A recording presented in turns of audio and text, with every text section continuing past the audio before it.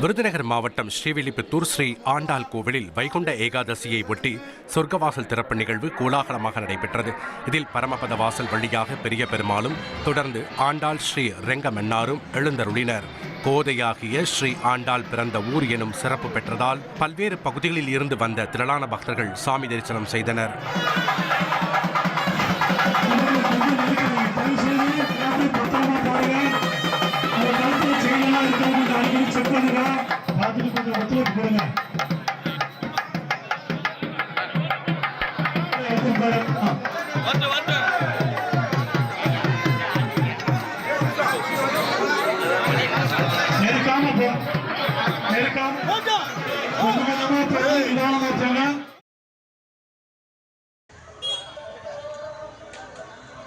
வைகுண்ட ஏகாதசியை ஒட்டி சேலம் மாவட்டம் ஓமலூர் அருகே உள்ள 500 ஆண்டுகள் பழமையான பிரசன்ன வெங்கடரமண சுவாமி கோவிலில் சொர்க்கவாசல் திறப்பு நிகழ்வு கோலாகலமாக நடைபெற்றது.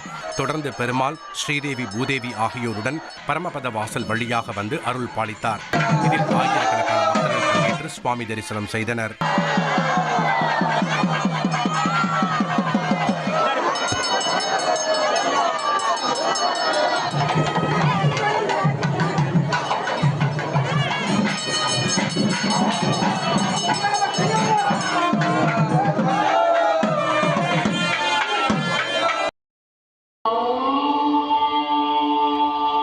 நூற்றி 8 வைணவ தலங்களில் 63வது ஸ்தலமாக விளங்கும் மாமல்லபுரம் ஸ்ரீ தலசயன பெருமாள் கோயிலில் வைகுண்ட ஏகாதசியை ஒட்டி சொர்க்கவாசல் திறப்பு நிகழ்வு கோலாகலமாக நடைபெற்றது.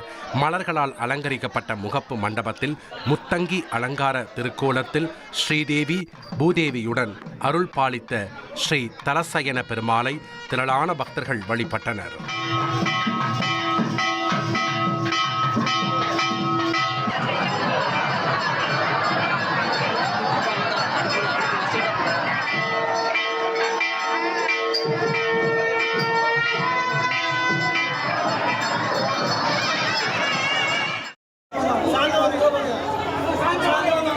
சென்னை திருவொற்றியூர் கல்யாண வரதராஜ பெருமாள் கோவிலில் போலீசாரின் நடவடிக்கையை கண்டித்து பட்டாச்சாரியார்கள் வெளிநடப்பு செய்த சம்பவம் பரபரப்பை ஏற்படுத்தியுள்ளது.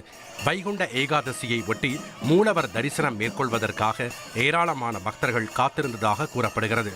பாதுகாப்பு கருதி சன்னிதானத்திற்குள் பக்தர்கள் செல்ல அனுமதி மறுக்கப்பட்டதால் பட்டாச்சாரியார்கள் வெளிநடப்பு செய்தனர்.